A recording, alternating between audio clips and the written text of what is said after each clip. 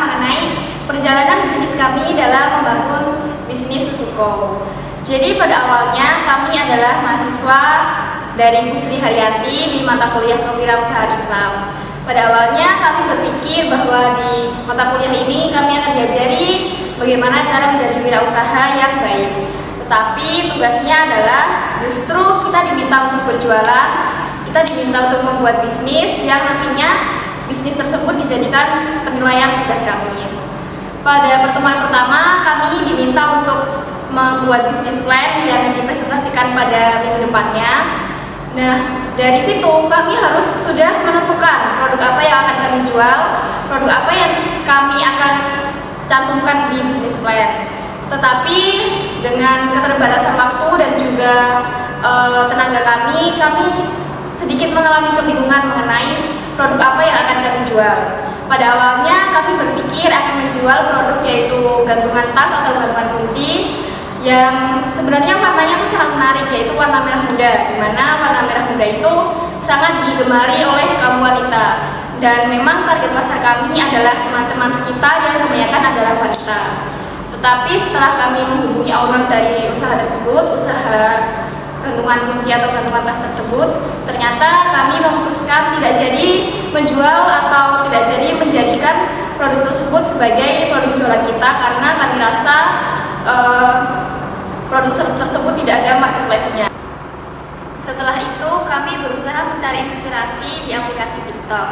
Di aplikasi TikTok kami menemukan ide jualan yaitu fruit jelly ball, di mana fruit jelly ball adalah produk olahan dessert yang jelly diberikan buah di dalamnya lalu disiram menggunakan susu atau krim. Namun pembuatan fruit jelly ball bisa dibilang cukup rumit karena kita harus menyiapkan bahan-bahannya dan juga proses pembuatannya yang memakan waktu. Dan salah satu dari anggota kelompok kami menyarankan bahwa fruit jelly ball ini sangat berpotensi untuk menarik banyak pelanggan karena sedang tren di TikTok. Namun dalam pembuatannya karena terlalu ribet, jika ingin berjualan secara offline kami harus mempersiapkannya sehari sebelum berjualan, di mana sepertinya kami tidak memiliki waktu dan kami sulit untuk menjaga komitmen dalam perjanjian perjualan offline kami.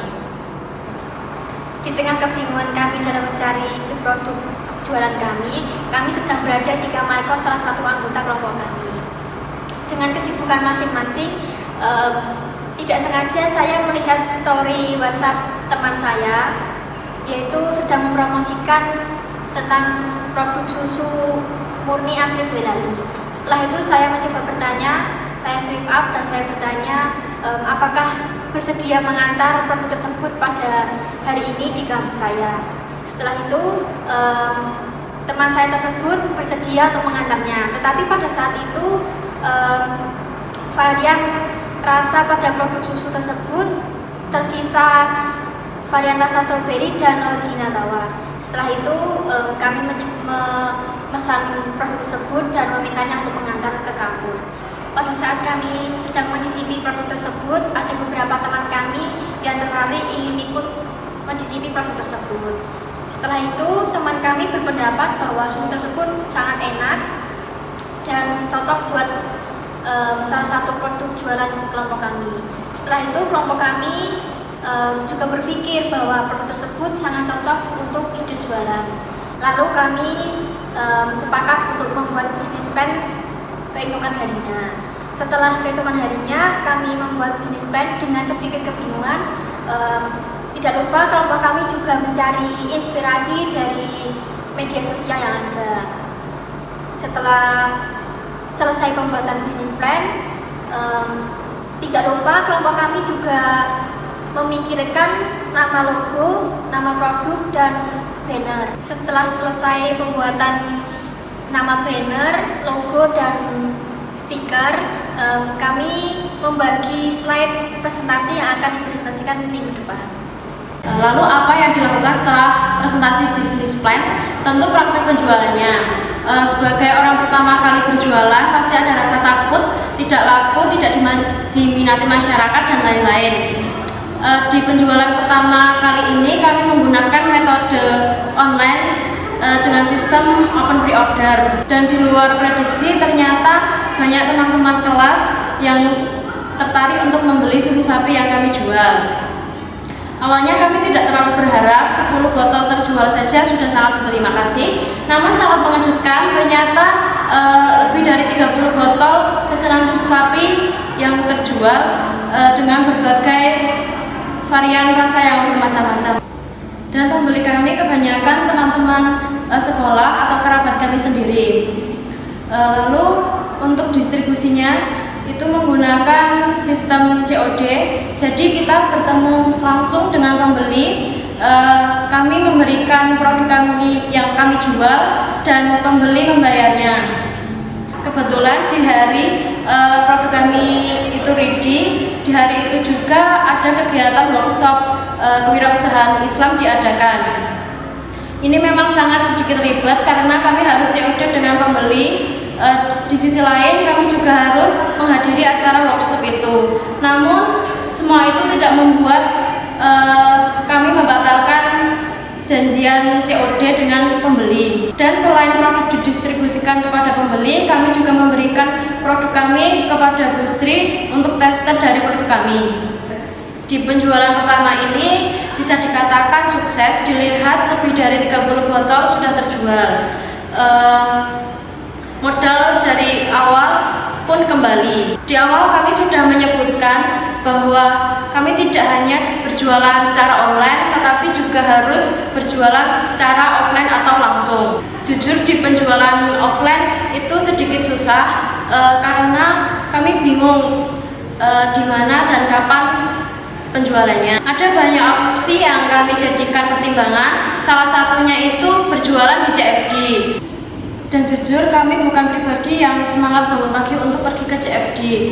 Kami juga berpikir sepertinya berjualan di CFD itu bukan tempat yang tepat untuk berjualan susu sapi. Sesuai dengan kalender akademik kampus, kami harus mempresentasikan evaluasi penjualan kami setelah Lebaran. Jadi kami harus berjualan offline setelah Lebaran juga. Nah, kebetulan di desa saya ada event pagelaran wayang, di mana event tersebut diadakan setiap 1 tahun sekali setelah Lebaran. Persiapan penjualan offline tentunya lebih ribet dan rumit dari penjualan online, mulai dari tempat penjualan, bahan-bahan yang akan dijual, penyajian dan pengolahan susu. Namun pada saat hari penjualan itu tiba, cuacanya tidak seperti ekspektasi kami. Cuaca pada sore hari itu mendung dan hujan deras. Itu yang membuat pengunjungnya berkurang, tidak seramai tahun-tahun sebelumnya. Awal berjualan offline itu kami menyediakan 10 liter susu murni yang dapat dijual dengan keadaan hangat dan dapat ditambah dengan es batu atau keadaan dingin. Sesuai ekspektasi kami akan laris manis 10 liter, tetapi karena cuaca tidak mendukung dan minat pembeli berkurang, susu kami tidak habis 10 liter, tetapi kami sudah mendapatkan keuntungan. Di saat produk susu kami tidak habis terjual, kami juga tidak merasakan terpuruk yang terlalu lama. Kami hanya ingin merasakan berjualan offline di lapangan dan memenuhi tugas dari Bu Sri. Kami merasakan senang saat berjualan offline walaupun kami merasakan lelah, tetapi ini pengalaman pertama kali kami. Nah, evaluasi yang dapat kami ambil atau yang dapat kami pelajari dari penjualan offline kemarin, kami pertama harus jangan berekspektasi tinggi dulu terhadap sesuatu. Kami juga akan survei tempat berjualan, apakah itu nanti akan worth it atau tidak. Sayang sekali ini adalah bagian akhir dari cerita kami. Mungkin kami bisa berbagi cerita lagi jika kami berjualan produk lain. Doakan saja ya. Kami mengucapkan terima kasih kepada semua pihak yang telah mendukung kami dalam menjalankan bisnis ini, terutama Bu Sri Haryanti, karena tanpa tugas dari Bu Sri, bisnis ini tidak akan berdiri. Apakah kami akan melanjutkan bisnis ini? Semoga saja iya.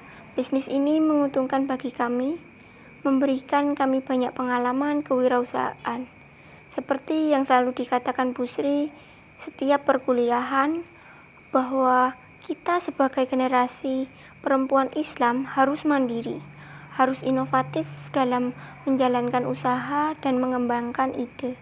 Jangan hanya berdiam diri, tidak melakukan apapun. Ide atau gagasan yang ada di pikiran kita harus direalisasikan. Mungkin pada awalnya hanya ide-ide sederhana, namun dari kesederhanaan tersebut menciptakan hasil yang luar biasa di kemudian hari. Terima kasih untuk semuanya.